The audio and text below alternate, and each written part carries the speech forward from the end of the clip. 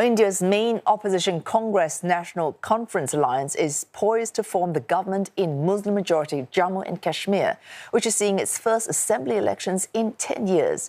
The election will pave the way for Jammu and Kashmir to have its own truncated government and a regional legislature. It's the first such post since the Modi government revoked the region's special status in 2019. Nearly 9 million people were eligible to vote, while the ruling Bharatiya Janata Party, or the BJP, is trailing in Jammu and Kashmir. It's likely to return for a record third term in the state of Haryana, defying exit poll results. And for more, we're joined by Rebecca Bundhun, reporting live from Mumbai. Rebecca, what's the latest from the Election Commission on both these elections?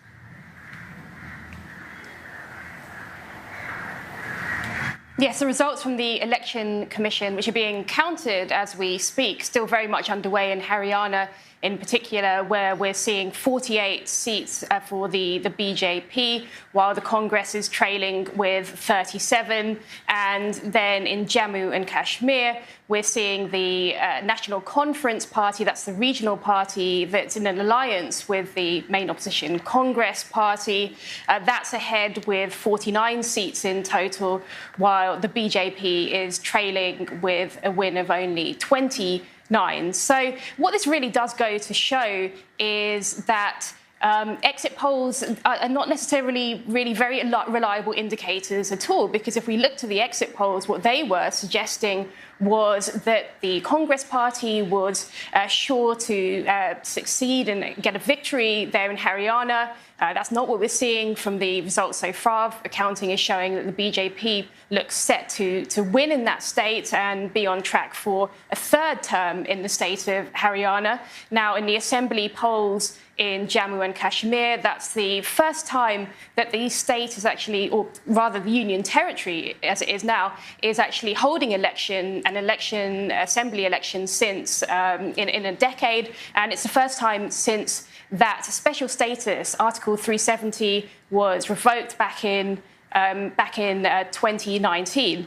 So this is significant because the predictions had been for a hung assembly. That's, however, not what we're seeing.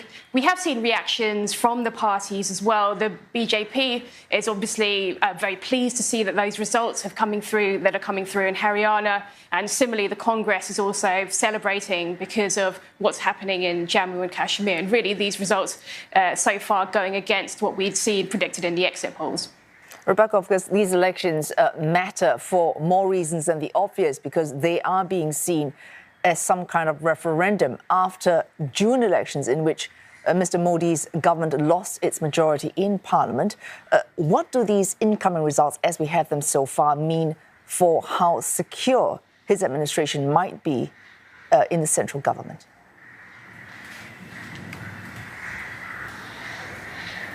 These are the first assembly polls to be held since that general election earlier this year. In June, when we saw those results coming through from the general election, that was really quite a shock. There had been predictions of a landslide victory for Narendra Modi and his BJP, the Hindu Nationalist Party, but instead what we saw was the party actually failed to win a majority in its own right and had to rely on its allies to actually form a government.